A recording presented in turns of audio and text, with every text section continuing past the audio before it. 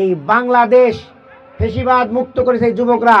আগামী দিনে দুর্নীতি মুক্ত করার জন্য যে যুদ্ধ হবে, সেই যুদ্ধে নেতৃত্ব দেবে যুবকেরা ইনশাআল্লাহ। যুব সমাজ দেশের সম্পদ।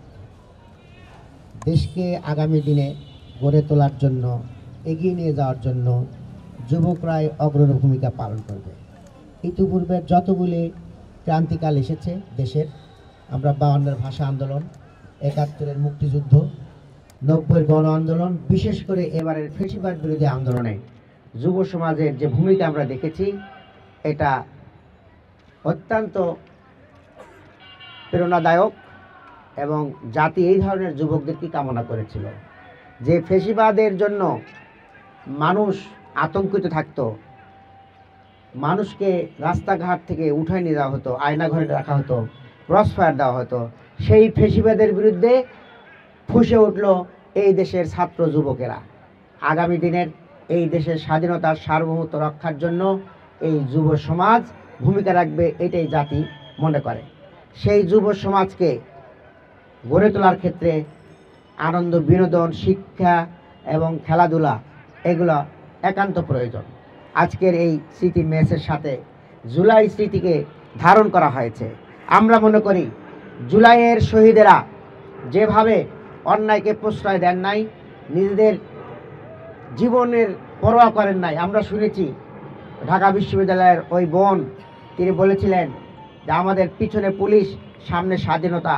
এই স্বাধীনতা অর্জনের জন্য আমরা সম্মানজনক মৃত্যুবরণ করতে চাই। সেই যুবকদের আজকে শরীর গঠনের জন্য, মন গঠনের জন্য খেলাধুলা আয়োজন করা হয়েছে, জুলাই স্মৃতি টুর্নামেন্ট। আমি এই টুর্নামেন্টের সাফল্য কামনা করছি এবং এর মাধ্যমে নিজেদের শরীর গঠন এবং সুস্থ বিনোদনের মাধ্যমে তারা আগামী দিনে দেশের যে কোনো ক্রান্তিকালে ভূমিকা রাখবে। আমাদের নবী করিম সাল্লাল্লাহু আলাইহি ওয়াসাল্লাম তিনি যুবকদের ভালোবাসতেন, যুবকদের মাধ্যমে তিনি কাজ করতেন। যে কোনো কঠিন কাজ করার জন্য যুবকদের দরকার, বিরুদ্ধেরা সেই কঠিন কাজ করতে পারে না। নবী করিম সাল্লাল্লাহু আলাইহি ওয়াসাল্লাম তার আশেপাশে এই যুবকদের নিয়ে কাজ করতেন। ওনার সাহাবী আজমাইনদের মধ্যে বেশিরভাগ ছিল যুবক এবং যুদ্ধের ময়দানে এই যুবকরাই ভূমিকা রেখেছেন। আগামী দিনে এই বাংলাদেশ ফেসিবাদ মুক্ত করেছে এই যুবকরা। আগামী দিনে দুর্নীতি মুক্ত করার জন্য যে যুদ্ধ হবে, সেই যুদ্ধে নেতৃত্ব দেবে যুবকেরা ইনশাআল্লাহ। আমরা মনে করি আগামী দিনে এই দেশ গঠনের জন্য সৎ, যোগ্য এবং দুর্নীতি মুক্ত, ফেসিবাদ মুক্ত একটি নেতৃত্ব প্রয়োজন।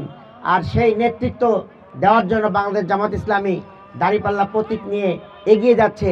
আমি আপনাদের সকলের সমর্থন, সহযোগিতা এবং এই ন্যায় ইনসাফের প্রতীকে বিজয় করার জন্য সার্বিক প্রচেষ্টা চালানোর জন্য আমি আহ্বান জানাচ্ছি।